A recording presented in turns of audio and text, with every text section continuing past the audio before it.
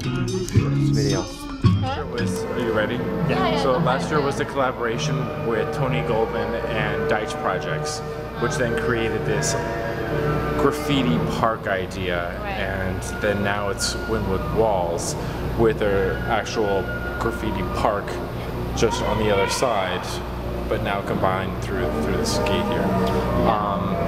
The idea was urban renewal and how to get people to this area. So through these big walls, they were able to kind of attract international graffiti or street artists to paint here, open up a restaurant, and start getting people interested in walking through here.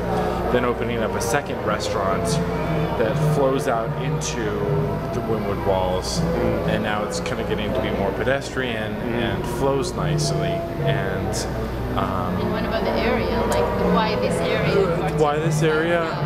Well, Tony Goldman had already bought a whole bunch of hotels on the beach. Did that maybe 15, 20 years ago. Has his eye on this area, thinking it has the scale of Soho, and then this is like his next project. Probably his most risky. Which is the crime. So I mean, our neighbors have chickens and crack cocaine, and then we're here. So I mean, it's the flavor of the area. Right. It just takes the artists who have the vision and for the idea and taking a risk and using the area to their benefit, which it's relatively still cheap, inexpensive, and then no rules. How is it? What is this place? I'm a businessman. That I believe I consider myself an artistic businessman, and I get tremendous joy in being able to advance art for art's sake, and to be able to. I'm most turned on by the fact that the people are turned on to what I've created. And I think it's the same thing any artist is turned on to most. First, the idea of creating your own art, that's the whole turn on to me, the major turn on. And then that people actually appreciate what you do, that's added value.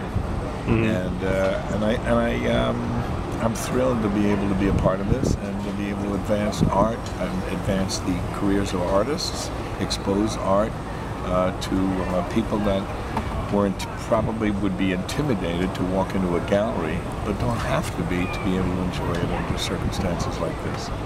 So I think more of these public art in public environments of this kind is really how to enrich the public and how to be able to take the public without telling the public what they should be listening to and learning and enjoying.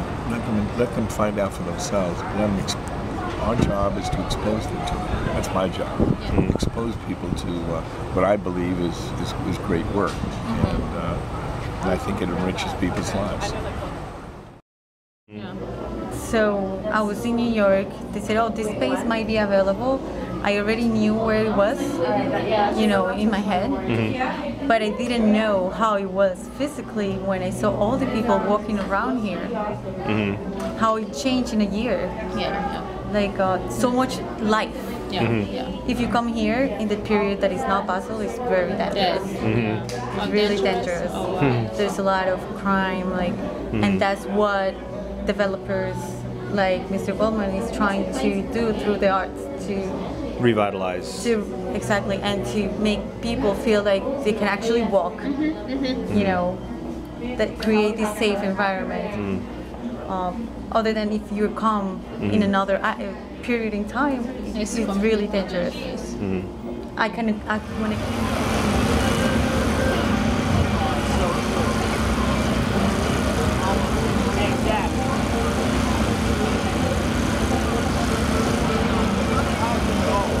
When me doing this project's definitely been good. I'm not doing a typical art fair thing, so I'm getting a different kind of exposure.